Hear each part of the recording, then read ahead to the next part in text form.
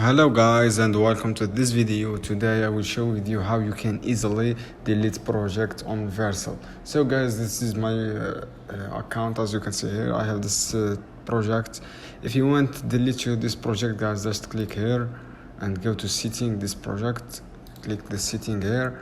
After that, guys, scroll down easily. You find this option delete and click here and enter this project name. As you can see here, copy this one, as you can see here, and click paste and click to verify that I will delete my project. Type this phrase below and check this alright, and click continue, and the project delete successfully, guys. So this is how you can delete, guys. I hope this video helpful for you. Then don't forget to subscribe and like and share this video for more content, and see you on another video soon. Keep watching, guys. Any question down below and comment, and I will happy to answer your question.